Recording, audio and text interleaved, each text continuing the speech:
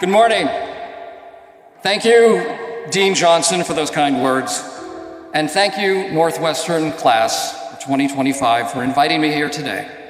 It is an honor, a privilege, and an enormous pain in the ass. This morning, in the car, on the way here, as I was preparing to write this speech, I considered various topics, things like finding the courage to be yourself, or how to leave the world a better place, and who the hell is Big X the Plug? And where does he get off dropping out of Dillo Day?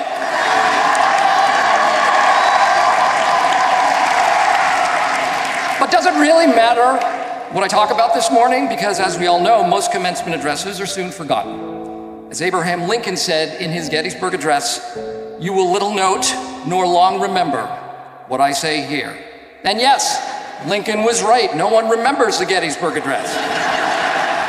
But maybe, just maybe, you will remember this one. Today I'd like to talk about something quite simple, something that is important to me, and something that I believe we need more of in the world.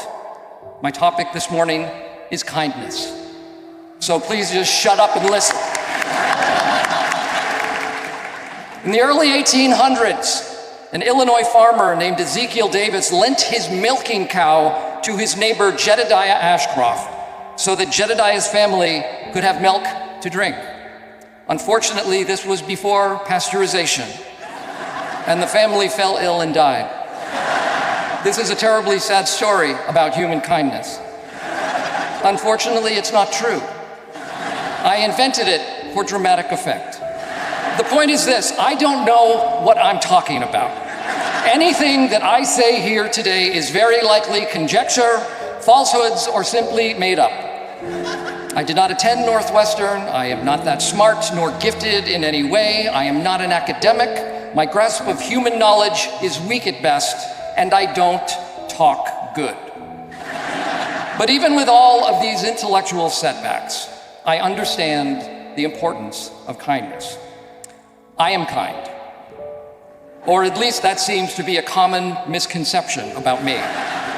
I'm sometimes referred to as a nice person, but let's face it, in Hollywood, you don't actually have to be nice to be considered nice.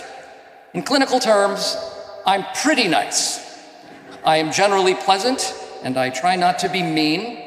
I don't often break the law. I will laugh at your dumb jokes. I enjoy puppies and ice cream. I regularly smile at other people, and I took time out of my busy schedule to be with you here today.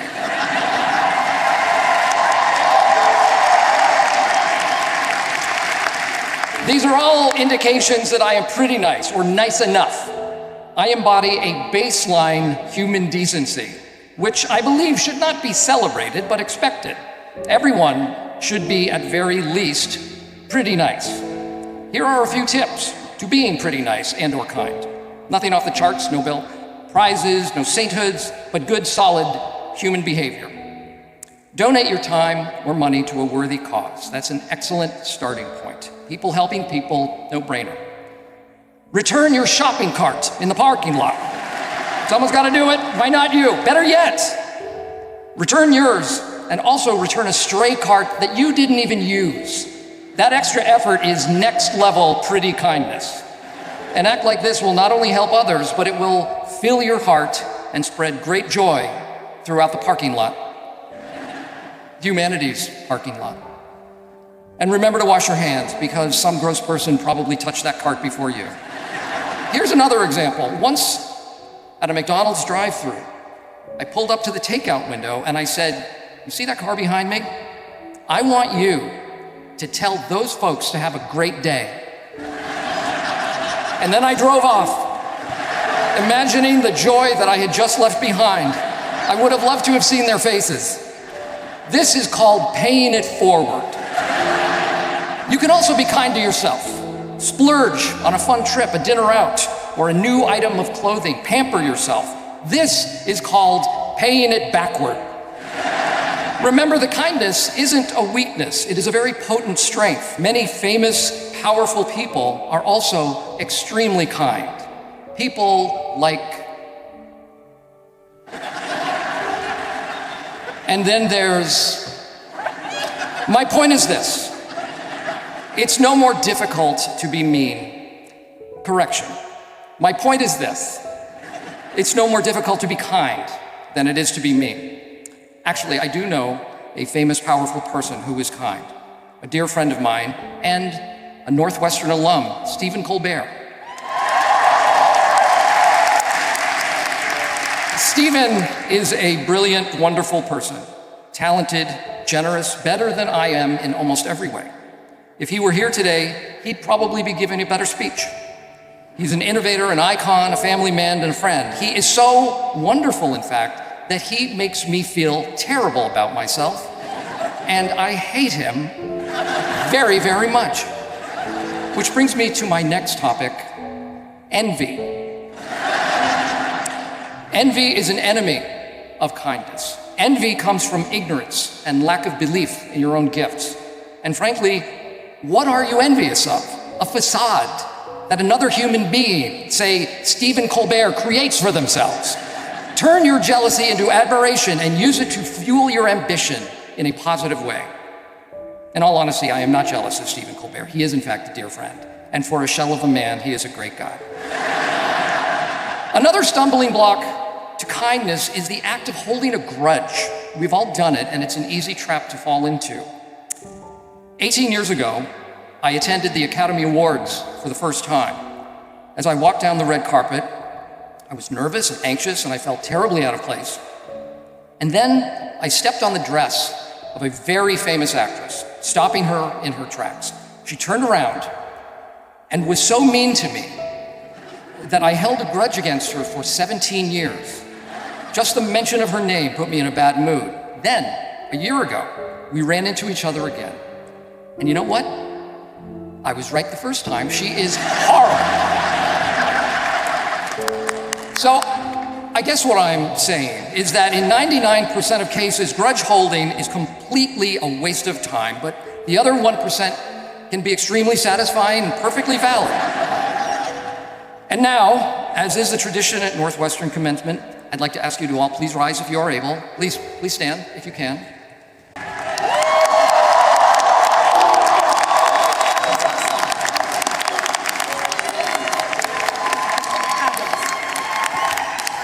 That was as invigorating as it was disturbing. Wow, am I out of shape.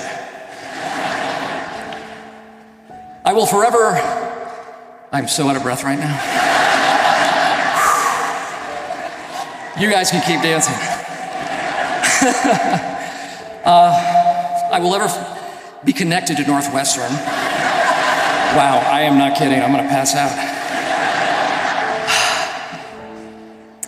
I will forever be connected to Northwestern and to Chicago. My daughter is a Northwestern grad. My son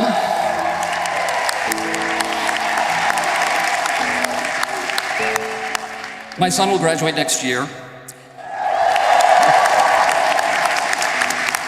I attended the Northwestern Summer High School Institute for Theater. And it was there that I was first introduced to improvisation, when several Northwestern students gave us a master class. And that inspired me to later move back to Chicago and to pursue a career at the Second City. Which leads me to another area that I would like to talk about, the art of listening. Now, when I first started taking classes at Second City, my teacher, the wonderful Don DiPolo, stressed the importance of listening. An improv scene goes nowhere unless everyone listens to each other. Don taught us about listening and a bunch of other stuff. Should have paid attention, but I did learn this from Don. The best way to see and understand another human being is to listen to them. To listen is to show respect. Graduate right there, in the blue, right behind you. What were the last words I just said?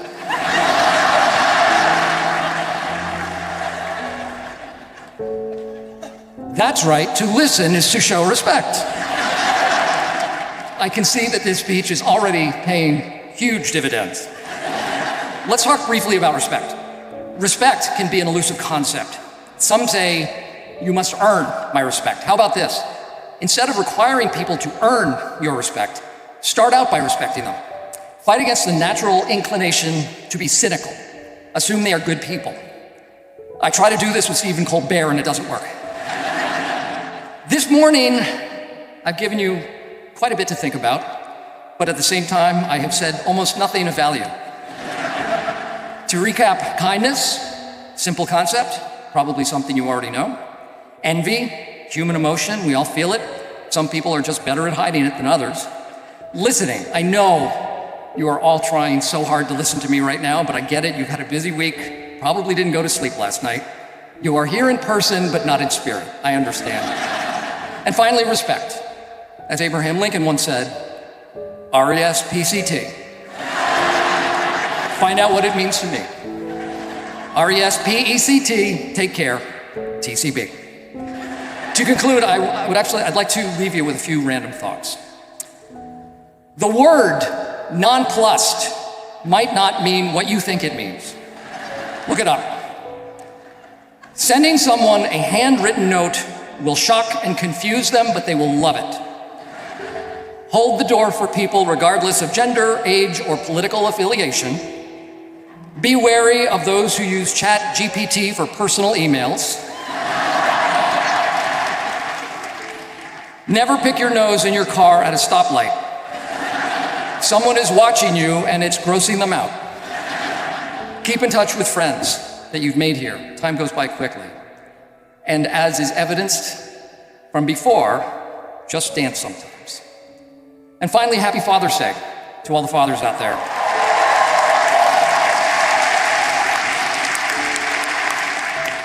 I'm sorry that this celebration of your child has ruined your special day. Remember that you are loved. I'm a dad. My kids are right around your age, and it's difficult for me to process just how much you've all experienced in your young lives. I feel your anxiety and your fears about the world around you, and it's heartbreaking to me.